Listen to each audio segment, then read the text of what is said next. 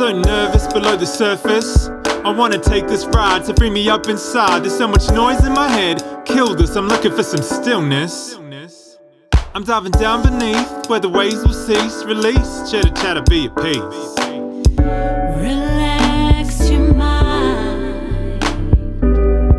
So much noise in your head. Let the peace in, leave your mind at ease. Silent.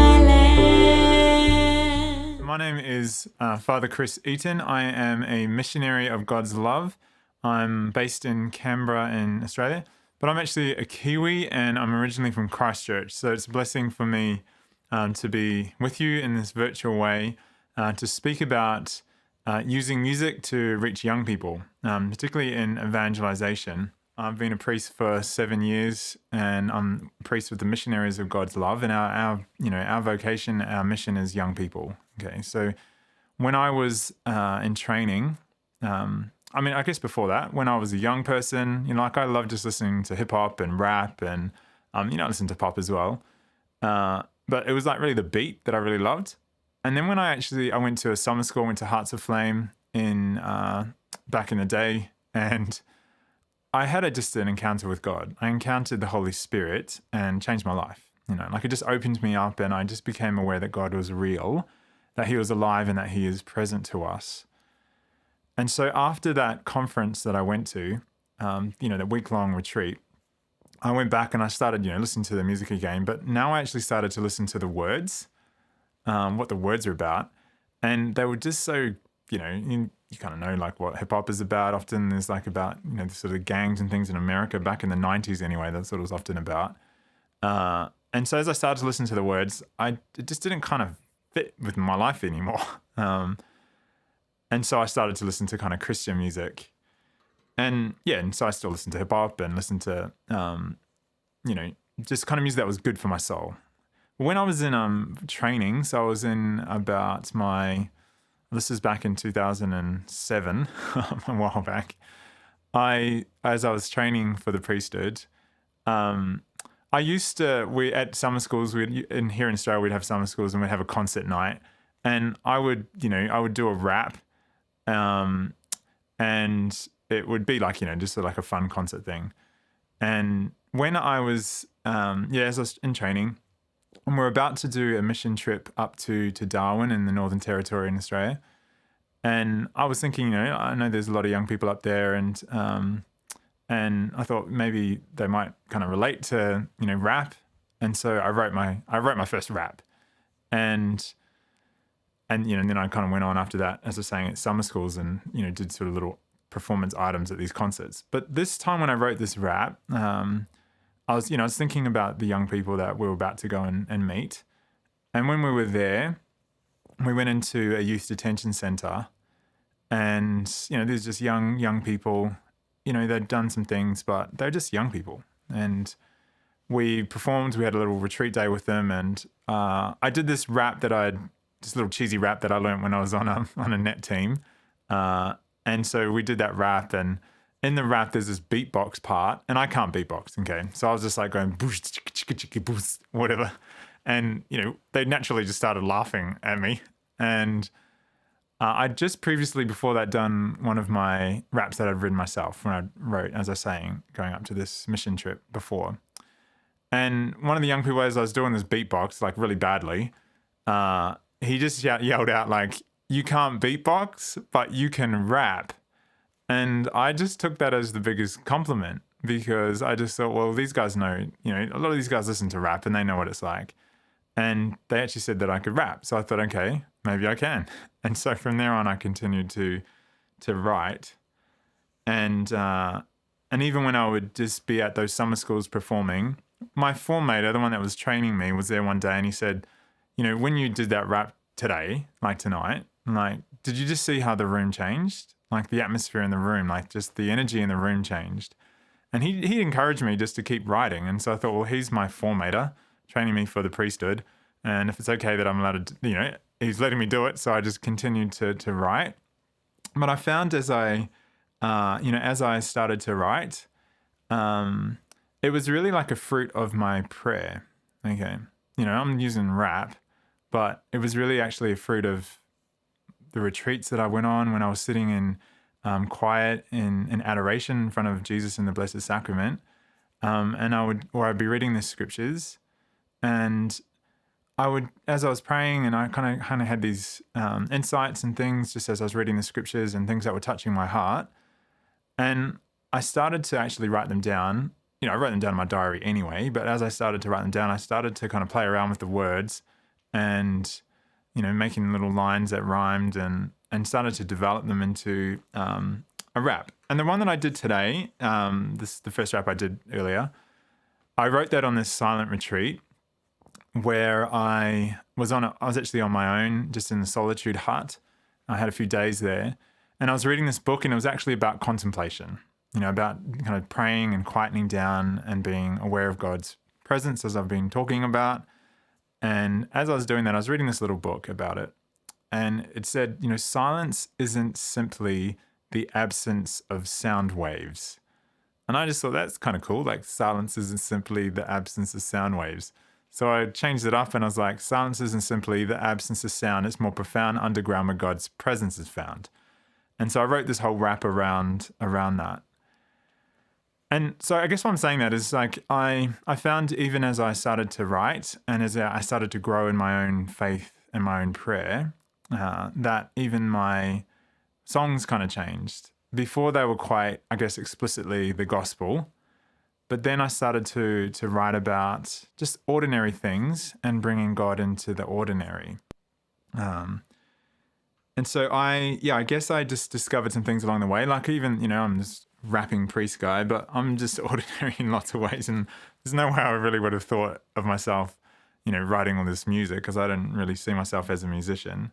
But I love to sing. But I just discovered, I guess, that and it's been part of my own journey to think about where young people are at, to think about, those that you are using this music for, where are they at? What are they struggling with? What's real for them in their life?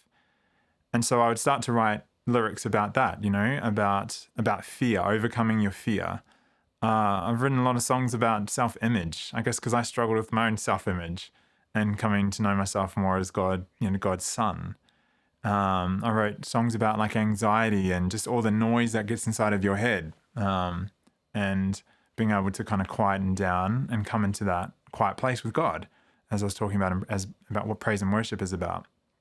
And so as I started to think about where young people were at, because, we're doing youth ministry all the time, and then where I'm at and where God kind of touches in, like that's something quite powerful because it's real. It's not just, it's real for you because you've encountered God, or I've encountered God in a particular way, and God often works in similar ways with other people, and we often have similar struggles. And so using the gift of music to allow God to come into those places in people's lives that they struggle with, because they can relate to it. They can relate to what it's like to be afraid. They can relate to what it's like to experience, worries and burdens, because that's what we experience. And then what can God do about that? Like, how does the gospel speak into that place? Okay. So I want to talk a little bit about, I guess, to try and encourage you to write music and, to write songs and use those in your youth groups, use those in your conferences that you run, because it's just powerful. Because you don't have to always just use music from, other people. There's amazing people around the world, amazing talent here in Australia, in New Zealand, in America, all places. But when you're actually using that music, how God has touched you, there's just a power in that. And so I wanted to encourage you, I guess, through this talk to, to be inspired to write your own music. Okay. So I wanted to give a few, not that I'm this big expert on this or anything, but just wanted to share from my experience, because I just learned as I went. Anyways, so writing, some practical things. So you get an idea, you might be thinking, okay, I'm going to write a song about, this for this purpose. So for me, I'm writing a song for young people to try to inspire them, and to see how God can help them in a particular struggle. So it could be about anxiety, or it could be about self-image.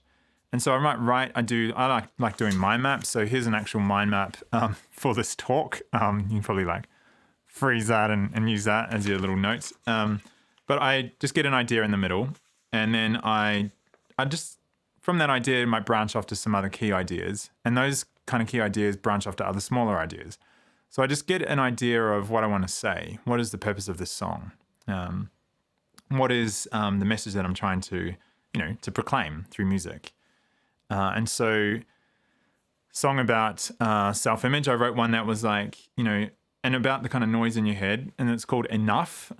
So, enough is enough, where it's like, how does it go? It goes, I'm just trying to remember how my own song goes. So it goes, the chorus part is like, enough is enough, enough is enough, enough is enough. And then the verses, it goes, it's sort of like about, all this noise in your head. So it's like, it's pretty rough, never good enough. Am I not pretty enough? Am I just too outspoken? Soaking up all these lies, they're like flies in my head as I lie in my bed. So work harder, they said, until you're red in the face, feel like such a disgrace. You got to be joking, I'm choking, I'm feeling pretty broken, so enough's enough. All right, so what I did was really just have an idea about, just saying enough with the noise that we listen to, the negative noise. And so I kind of wrote that, and then I just branched off, and I was thinking about like, we can have all this noise in your head. Sometimes there's just this annoying thought that kind of flies around like a fly as you lie in your bed. And these words that you may have heard from your dad or your mom or your friends or your teacher, like saying, like just work harder, and if you just work harder, then you'll get there. And trying to prove yourself through what you do. But just to kind of hold back and say, enough's enough. So just to get an idea and then branch out on that and see what comes. Like be free in your brainstorming of your ideas.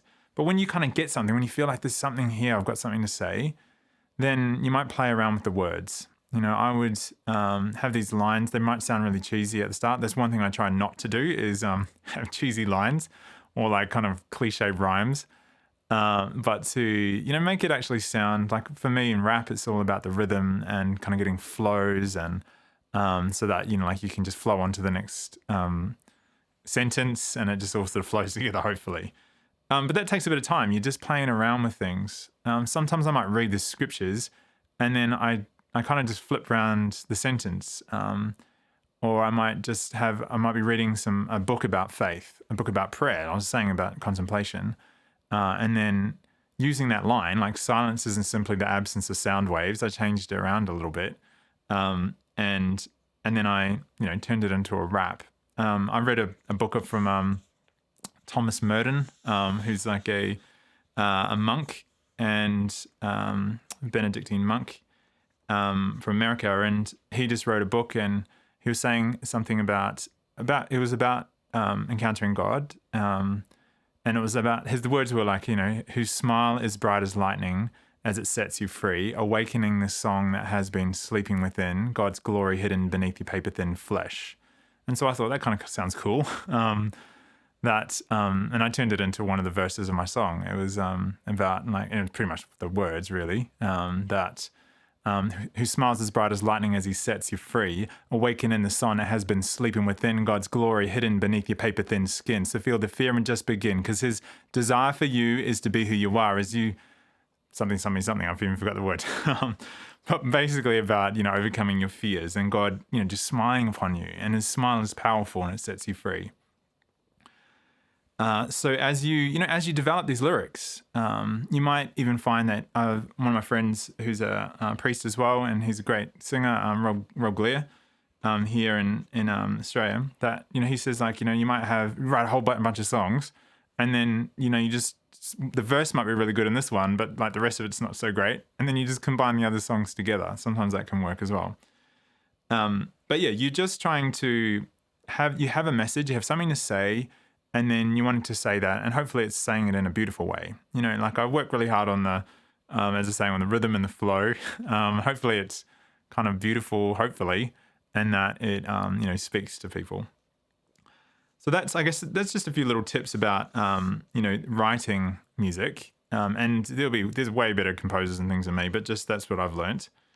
But when you're writing, I think it's important to actually have some space, to have some silence, to be able to go away and just be in a beautiful place. Some of my friends, we used to just go to a friend's farm, and she's had this great, beautiful place out in the country. And we'd just go with a few friends, and some of them were musicians, some of them were artists, some of them were rappers, just me really. And we'd just go off, we'd have a time to pray, we'd have a few hours to go and pray on our own, we'd have lunch together, just have a beautiful meal together and just hang out. And then in the afternoon, we would share what we've done in our prayer times. And then we would help each other to develop that into it. Maybe if it was a song, or if someone's painting some art, we'd be able to, they'd be able to share about what they've done. But we would help each other and we'd inspire each other. And then what we would do is actually record a song and film it. And then also, we'd help each other with the lyrics. And it wasn't like super perfect, but it was more about just the creative kind of space that God gives us. So that's something that was really cool. We called it or I didn't really call it, but my friends called it evergreen. So it was like, evergreen, that God's, his life-giving water makes things just evergreen, just like the river of life. But you might want to do something like that, just get together with some friends. When I think it's something that we don't often do is think that, to actually record your music. Okay.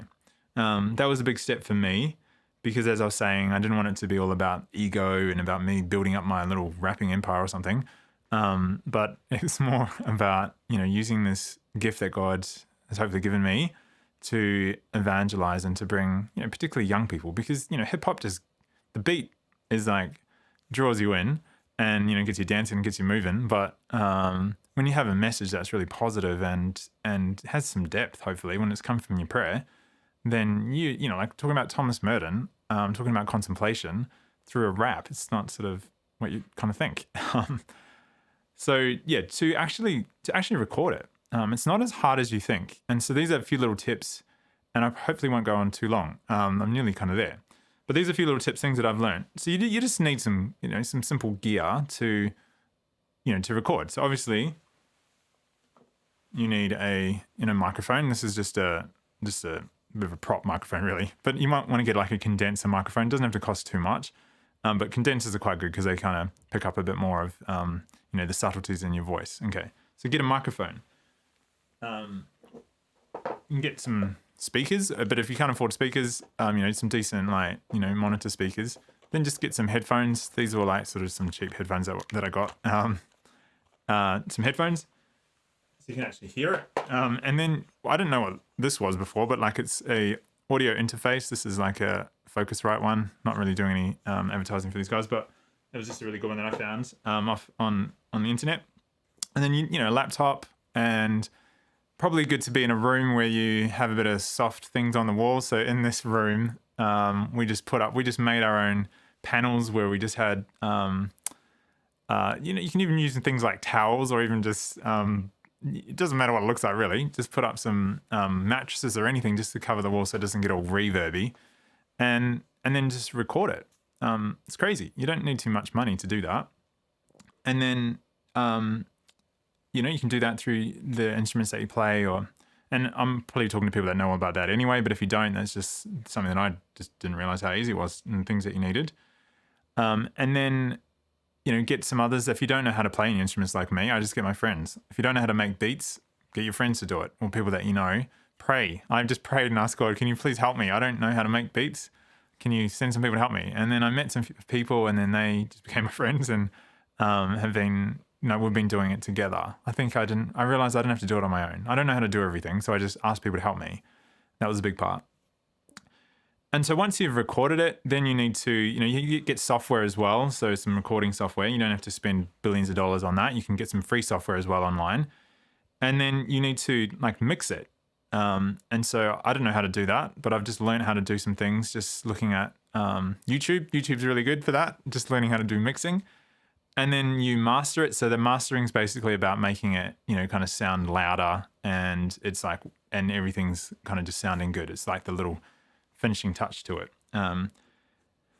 And then if you've done that, then why not just put it out online? You can just put it on your YouTube channel, or you can put it on SoundCloud. But you can also, if you're really keen, I just use this this company. It's called DistroKid. You can look the website up, and you just pay them $30 a year, and you upload it onto their website, onto their format, and then they just put it to everything. So that's how you can get on Spotify and get on Apple Music or whatever it is, Google Play. You don't have to have millions of dollars to do that. And they, so they help you to do that and get that up there. Another platform I use is Bandcamp. And so, yeah, you can even get a bit of money to buy some more equipment or whatever you want to use, or fundraise for your youth group or whatever it could be. I'm just saying this because you don't often hear priests talking about this stuff. That it's not as difficult these days to, have some really quality, beautiful music that you have created yourself with, leaders in your youth group, with the music ministry that you have in your diocese, with the musicians that you have around you, or the singers that you have, that you can actually do it. Because we can get a pretty high quality these days on our own. We don't have to be in a big fancy studio to do these things. And so the last thing I wanted to say is, because this is, recording it is about communicating it and using media to bring the message to people around the world, not just even in Christchurch or in New Zealand, but around the world. And as you record it, then you find you get better at doing it as well, because you hear yourself and you can be inspired by what you've even done yourself.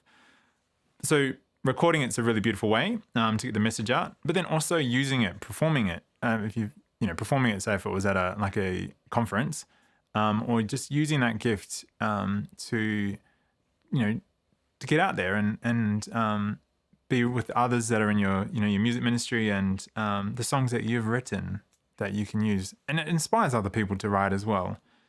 So get out there and actually use it, perform it. I encourage you, young people of New Zealand, young leaders, to produce your own music, because you'll speak in a powerful way.